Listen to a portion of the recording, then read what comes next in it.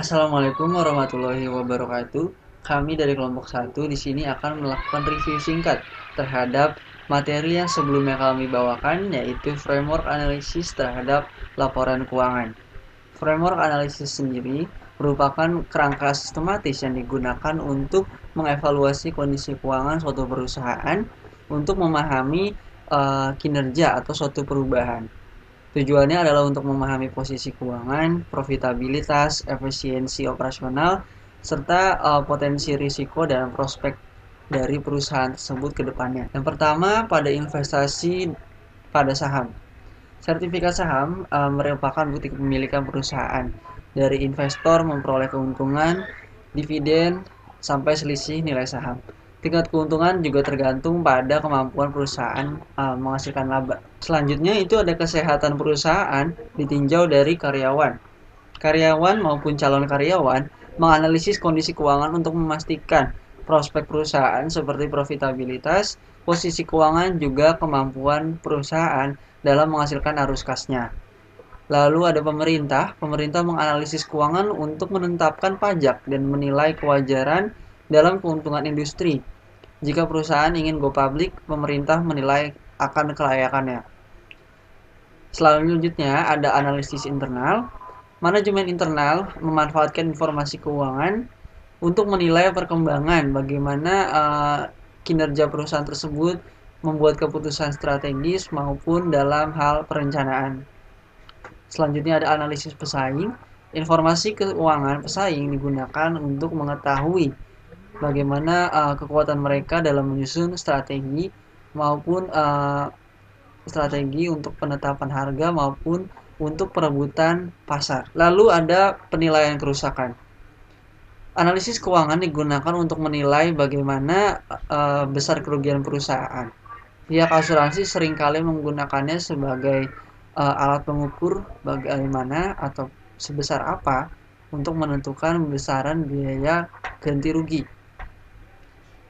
Selanjutnya masuk ke neraca. Neraca menggambarkan kondisi keuangan pada waktu tertentu, mencakup aset dan klaim atas aset, utang dan modal, dengan rumus dasar aset, utang ditambah modal.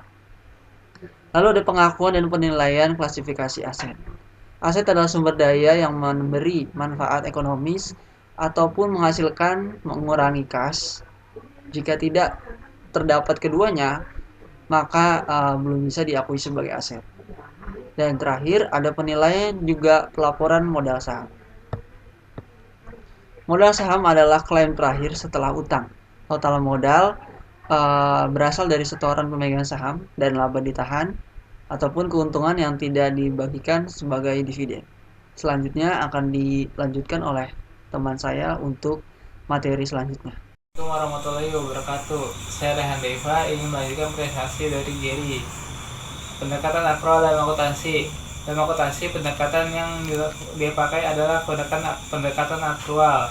Dalam pendekatan ini, pendapat dicatat pada saat transaksi terjadi atau ketika sebagian besar dari jasa yang harus dilakukan sudah dilakukan oleh kas atau piutang sebagian besar relatif telah diterima. Selanjutnya, harga pokok penjualan di debit, persediaan di kredit, atau mencatat pengurangan persediaan dan muncullah harga pokok penjualan. Piutang di debit, penjualan di kredit. Mengetahui pendapat pada saat penjualan dilakukan. Penjualan dalam hal ini menggunakan kredit atau bukan kas. Kas di debit, piutang di kredit untuk mencatat pelunasan piutang oleh pembeli. Selanjutnya, laporan laba rugi. Laporan laba rugi merupakan laporan prestasi dari perusahaan selama jangka waktu tertentu. Berbeda dengan neraca yang merupakan snapshot, maka laba rugi mencakup satu waktu periode tertentu.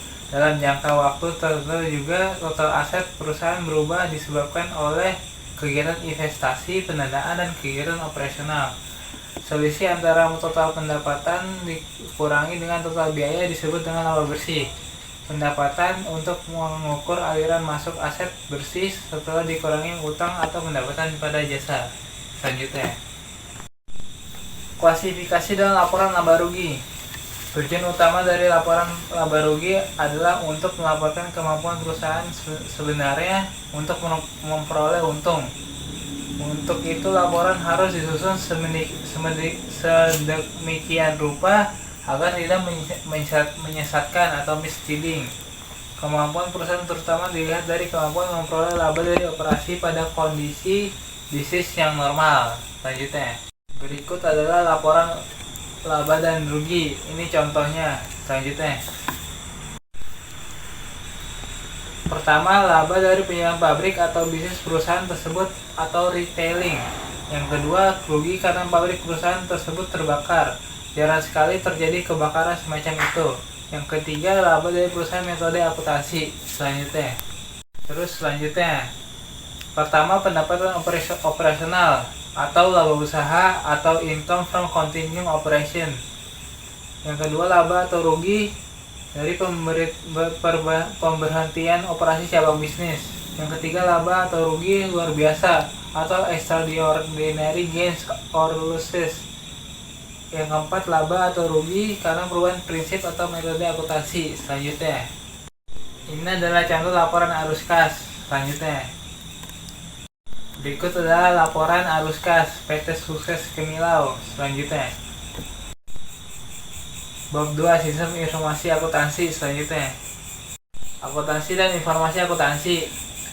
Akuntansi adalah proses pengidentifikasian, pengukuran, pencatatan, dan pengomunikasian informasi ekonomi yang dipakai untuk penilaian dan pengambilan keputusan. Informasi akuntansi adalah sistem yang dibuat oleh suatu perusahaan untuk meringkaskan laporan akuntansi yang sangat banyak ke dalam bentuk yang bisa dipahami. Selanjutnya, penggunaan informasi akuntansi. Internal, pihak manajemen yang bertanggung jawab terhadap pengelolaan perusahaan harian atau jangka pendek dan juga jangka panjang.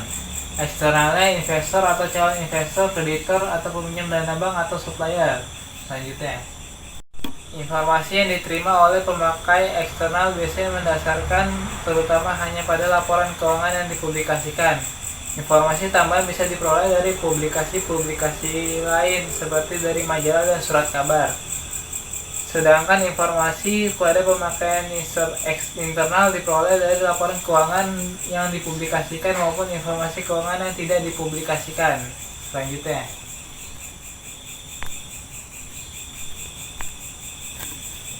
dua cabang akuntansi. Yang pertama, akuntansi keuangan finansial, dan kedua, akuntansi manajemen atau manajerial.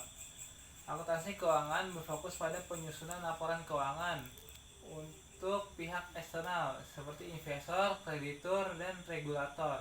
Laporannya bersifat historis, mengikuti standar akuntansi seperti IFRS atau GAAP, dan bertujuan memberikan gambaran akurat tentang posisi keuangan dan kinerja perusahaan. Akuntansi manajemen digunakan untuk manajemen internal untuk pengambilan keputusan strategis. Informasi yang disajikan bersifat lebih fleksibel, tidak terikat standar akuntansi tertentu, dan mencakup analisis biaya, perencanaan anggaran, serta proyeksi keuangan guna meningkatkan efisiensi operasional dan profitabilitas perusahaan. Selanjutnya, perbedaannya akuntansi keuangan dan akuntansi manajemen. Dari sumber wewenang, standar akuntansi keuangan, akuntansi manajemen, kebutuhan internal. Orientasi waktu, akuntansi keuangan sebagian besar masa lalu, histori. Akuntansi manajemen, sekarang dan masa mendatang. Cakupannya, akuntansi keuangan terutama total perusahaan, akuntansi manajemen departemen individu, divisi, dan total perusahaan. Tipe informasinya, akuntansi keuangan terutama kuantitatif, yang akuntansi manajemen kualitatif dan kuantitatif. Bentuk laporan akuntansi keuangan ditentukan oleh SAK. Akuntansi manajemen tergantung keputusan spesifik yang dipecahkan. Fokus pengambilan keputusan. Akuntansi keuangan eksternal, akuntansi manajemen internal. Selanjutnya, karakteristik kualitatif informasi dan akuntansi. Dikatakan kualitatif karena sampai saat ini tidak ada model matematis atau kuantitatif yang bisa dipakai untuk membentuk informasi yang bermanfaat. Karakteristik tersebut akan membedakan informasi yang lebih bermanfaat dengan informasi yang kurang bermanfaat. Karakteristik ini harus dipertimbangkan ketika perusahaan memilih beberapa alternatif metode akuntansi. Informasi akuntansi harus relevan dan cukup material. Informasi akuntansi tidak akan bermanfaat apabila tidak relevan atau jumlahnya tidak cukup berarti untuk membuat perbedaan atau tidak material. Selanjutnya, asumsi dan konvensi dalam akuntansi. Kesatuan. Kegiatan ekonomi dan bisnis dilakukan oleh perusahaan yang merupakan kesatuan ekonomi tersendiri atau economic entity yang memisahkan pihak pemilik dengan organisasinya. Organisasi tersebut yang memiliki sumber daya dan menanggung kewajiban-kewajibannya. Sebagai konsekuensinya, pencatatan dan pelaporan keuangan berkaitan dengan transaksi yang dilakukan oleh kesatuan bisnis. Transaksi yang dilakukan oleh individu pemilik dipisahkan dari transaksi yang dilakukan oleh kesatuan bisnis tersebut. Kesinambungannya, asumsi ini mengatakan bahwa perusahaan akan tetap beroperasi pada masa mendatang, kecuali ada bukti-bukti lain yang bertentangan dengan asumsi tersebut. Asumsi tersebut hanya menyatakan bahwa perusahaan akan berlangsung cukup lama untuk menjalankan operasinya dan memenuhi kewajiban-kewajibannya. Pada saat terjadi kebangkrutan, asumsi kontinuitas harus dibuang dan perusahaan harus dilaporkan berasal nilai likuiditasnya. Selanjutnya, dalam periode waktu untuk menentukan prestasi perusahaan dengan lebih akurat, pembatasan waktu diperlukan. Dengan demikian, pendapatan biaya kesatuan ekonomi diukur selama satu waktu tertentu, misal selama 1 bulan. Metode tersebut dinilai lebih objektif dibandingkan metode yang lain, seperti metode penilaian dengan harga pasar. Metode harga perolehan sering dikritik karena dianggap kurang relevan dibandingkan dengan metode lainnya, seperti metode harga pasar. Unit moneter dipakai sebagai unit transaksi dalam laporan keuangan. Asumsi penting yang mendasari pemakaian unit moneter ini adalah nilai yang stabil atau nilai pengukuran yang stabil. Selanjutnya, realisasi dan pengakuan. Realisasi berarti proses perubahan atau konversi dari sumber daya non-kas menjadi kas, atau hak untuk dijadikan kas, atau right to cash. Biasanya realisasi akan lengkap apabila penjualan telah terjadi atau kas atau piutang telah diperoleh, dan biasanya proses perolehan pendapatan atau earning proses telah lengkap pada waktu penjualan. Metode ini biasa terjadi pada bisnis yang umum. Konservatisme menyatakan bahwa apabila ada beberapa alternatif akuntansi, maka alternatif yang seharusnya dipilih adalah alternatif yang paling kecil kemungkinannya untuk melaporkan aset atau pendapatan lebih besar daripada seharusnya, atau overstate. Konservatisme saat ini lebih dikaitkan dengan kehati-hatian. Laporan yang didasari kehati-hatian akan memberi manfaat terbaik untuk semua pemakai laporan keuangan. Nah, selanjutnya, permasalahannya adalah bahasa Prancis. Saya tidak ngerti. Selanjutnya,